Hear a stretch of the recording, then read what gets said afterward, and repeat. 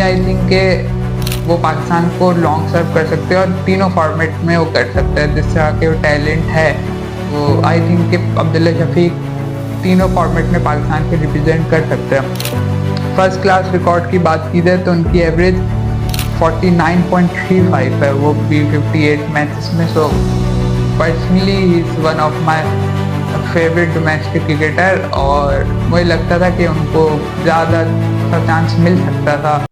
Hello and अस्सलाम वालेकुम, welcome back to the channel. Recent update हमारे पास पाकिस्तान स्कॉट से ये है कि पाकिस्तान ने अपना first test Pakistan versus Bangladesh के लिए प्लेइंग 11 अनाउंस कर दी है। और अगर स्कॉट की बात की जाए तो पाकिस्तान का पहले 17 मेंबर स्कॉट आया था, जिसके बाद पाकिस्तान ने अबरार अहमद और कमरान गुलाम को रिलीज़ किया। उसके बाद फिर आमिर जमाल की इंजरी हो गई, जो कि एक अनफॉर्चुनेट था। पर्सनली आई थिंक कि जब भी एक ऑलराउंडर आपके पास होता है और स्पेशली एक पेस ऑलराउंडर, वो तो एक प्लस पॉइंट होता है हर टीम का।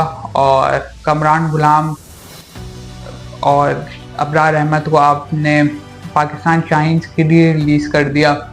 अबरार अहमद की बात की जाए तो मुझे अबरार अहमद की पर्सनली मुझे समझ नहीं आती कि इनको अभी तक पाकिस्तान ने चांस क्यों नहीं दिया।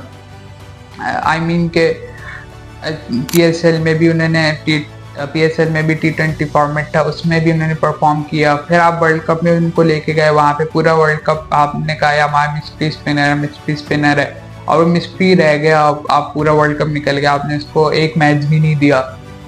और यहाँ पे भी आपने उनको पाकिस्तान शाहीन्स के लिए रिलीज़ कर दिया। हाँ, समझ आती है कि कंडीशंस इसी बेसिक कंडीशन से सीम को ज़्यादा एडवांटेज देगी, बट स्टिल आई थिंक कि अबरार अहमद यहाँ डिज़र्व करते थे। और मोस्ट प्रॉब्ली यहाँ फर्स्ट टेस्ट से ड्रॉप हुआ है तो सेकंड टेस्ट से भी वो शायद ड्रॉप भी हो जाए। मुझे नहीं लगता कि सेकंड टेस्ट में उनको चांस मिलेगा। और कमरान गुलाम की बात की जाए तो कमरान गुलाम को भी I think he deserves better जितने उनको चांसेस मिले। इंटरनेशनल में तो सिर्फ एक ही ओडीआई उनको अभी पाकिस्तान के लिए मिला है, बट जिस तरह के वो टैलेंट है अब तो अवगत है, क्योंकि अब काफ़ी टाइम हो गया उनको। अब मुझे लगता है पर्सनली जितना पाकिस्तान को लॉन्ग सर्व कर सकते थे उनसे पाकिस्तान ने एडवांटेज नहीं लिया। और वही टिपिकल पाकिस्तान क्रिकेट की एक स्टोरी बन गई कि पाकिस्तान ने एक और टैलेंट जाया किया। अगर फर्स्ट क्लास रिकॉर्ड की बात की जाए तो उनकी एवरेज 49.35 है वो भी 58 मैचेस में। So personally he is one of my favourite domestic cricketer और मुझे लगता था कि उनको ज़्यादा सा चांस मिल सकता था और पाकिस्तान ने उनको ज़ाया किया एक तरह से देखा था। स्कॉट की बात की जाए तो फर्स्ट ऑफ ऑल हमारे पास अब्दुल्ला शफीक है। ये तो अब कहेंगे कि एक एज अ रेगुलर मेंबर ही है और इन पे ज़्यादा बहस बनती नहीं है। और होप सो पाकिस्तान को लॉन्ग सर्व कर सके, क्योंकि स्पेशलिटी लोग टेस्ट क्रिकेट में ज़्यादा देखी जाती है, बट पर्सनली आई थिंक के वो पाकिस्तान को लॉन्ग सर्व कर सकते हैं और तीनों फॉर्मेट में वो कर सकते हैं। जिस तरह के वो टैलेंट है वो आई थिंक कि अब्दुल्ला शफीक तीनों फॉर्मेट में पाकिस्तान को रिप्रेजेंट कर सकते हैं। आगे चले तो आपके पास सैम अयूब है। Sam Ayub again question mark बनता है कि जब तक वाइट बॉल में कोई प्लेयर आपका फ्लॉप जा रहा है, अभी तक वाइट बॉल में स्ट्रगल कर रहा है, तो आप किस बेस पे उसको रेड बॉल खिलाते हैं। तो आई थिंक कि Mohammad Huraira was a better option है। और ये भी सैम अयूब के लिए एक तरह से डू एंड डाई सिचुएशन बन जाएगी कि रिसेंट वाइट बॉल भी किसी भी सीरीज टूर्नामेंट में परफॉर्म नहीं कर पाया। ऑस्ट्रेलिया का टेस्ट टूर आया था, वहाँ पे भी एक ही इनिंग आई थिंक 30-35 किए थे, वहाँ पे भी फिर फ्लॉप ही हुआ एक तरह से। और अब होम कंडीशन से अब यहाँ पे परफॉर्म नहीं किया तो मुझे लगता है डू एंड डाई कंडीशंस हो ही जाएगी और ये मुझे लगता है कि उनका लास्ट चांस ही होगा। आगे चले तो हमारे पास wicket keeper again Sarfaraz Ahmed drop हो गए, जो मुझे लगता है एक तरह से सही ऑप्शन था। मोहम्मद रिजवानी एक तरह से सही रहेगा यहाँ पे, क्योंकि जिस तरह की सीम कंडीशंस है हमारे पास, ग्रास छोड़ी गई है, पिच की लेटेस्ट जो पिक्चर्स आई है उनमें यही देखा जा रहा है कि पिच पे ग्रास है अच्छी खासी। और उसकी बात की जाए तो जाहिर बात है ये सीम की एडवांटेज देगी। और सरफराज अहमद अच्छे है पाकिस्तान की कंडीशंस पे, बट यहाँ पे कंडीशंस के साथ वही लगे थोड़ी बहुत छेड़छाड़ी की गई है, तो जहाँ पे मोहम्मद रिजवान एक बेहतर ऑप्शन है हमारे पास, तो इससे ज्यादा बहस बनती नहीं। आगे हम हमारे पास चले तो Salman Ali Agha one and only spin option जो है हमारे पास, जो कि एक तरह से देखा जाए एक तरह से प्रेशराइज्ड भी होगी, क्योंकि ओनली स्पिनर होगी, जो वो भी एक तरह से पार्ट टाइम स्पिन कराता है, फुल टाइम स्पिनर तो नहीं है।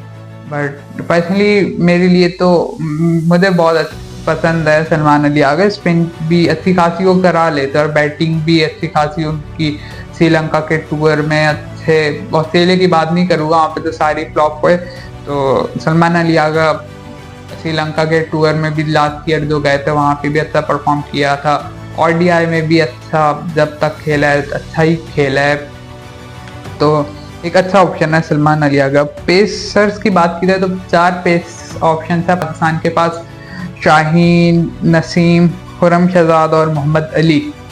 तो सही है एक तरह से, बट देखना वही पड़ेगा कि हमारे सारे यंग बॉलर्स और टेस्ट क्रिकेट ऐसी है कि इस टेस्ट क्रिकेट के लिए आपके पास पेशेंस होने चाहिए, टेम्परामेंट होना चाहिए, ये सारी चीज़ होनी चाहिए, जो कि मुझे लगता है कि हमारे अभी शाहीन से लेकर हम नीचे नसीम, खुर्रम, शहजाद, मोहम्मद अली की तो बात ही नहीं करेंगे, सिर्फ शाहीन के पास इतना वो पेशेंस नहीं है, तो बाकियों से हम क्या एक्सपेक्ट करेंगे, क्योंकि टेस्ट क्रिकेट ऐसा होता है कि आपके पास 5 ओवर 6 ओवर आपका विकेट नहीं है तो कोई बहुत बड़ा इशू नहीं होगा, बट यहाँ पे हमारे पेसेस ऐसे कि 5 ओवर 6 ओवर विकेट नहीं आएगी तो वो पागल हो जाएगी कि विकेट क्यों नहीं आ रही, और वही उसी के चक्कर में अपनी लाइन लेंथ ऐसा ऐसा लूज करते रहेंगे और फ्री बीस और फुल टॉस वगैरह इन सिचुएशंस में हमारे पेसर्स डाल देते हैं।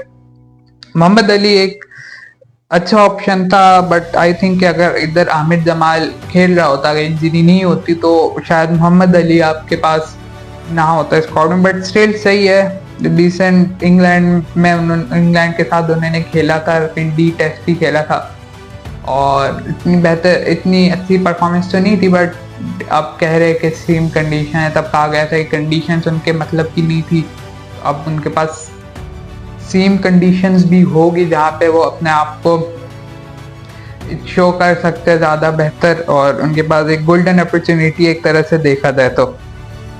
बाकी नसीम शाह, खुर्रम शहजाद, नसीम शाह पे तो ज़्यादा बात बनती नहीं, खुर्रम शहजाद रिसेंटली उन्होंने ऑस्ट्रेलिया का टूर किया था और ऑस्ट्रेलिया के टूर में काफ़ी अच्छी परफॉर्मेंस रही थी, आई थिंक फिर बाद में इंजरी हो गई थी जिसके वजह से वो आउट हो गए। और अगर बांग्लादेश की बात की जाए तो बांग्लादेश को भी हल्का तो नहीं लेना चाहिए, ये तो नहीं बोलूँगा हल्का लूँगा, but it is not one of the strongest opposition, but still Pakistan के लिए जो वीकेस्ट होती है वही स्ट्रॉन्गेस्ट बन जाती है, जिसके एग्जांपल हमारे पास यूएसए से तो यूएसए जिसके हमारे पास परफेक्ट एग्जांपल है, और बांग्लादेश पर लिटन कुमार डा, Shakib Al Hasan, but still it's not a strong opposition, but देखना पड़ेगा पाकिस्तान कैसे टैकल करता है उनको, और अगर पाकिस्तान ने यहाँ पे वाइट वॉश कर दिया तो चांसेस भी हाई हो जाएंगे, पाकिस्तान शायद वर्ल्ड टेस्ट चैंपियनशिप का फाइनल खेल जाए। सो यहाँ तक ही थी ये वीडियो, अच्छी लगी हो तो सब्सक्राइब करिएगा। टिल देन टेक केयर, अल्लाह हाफिज़।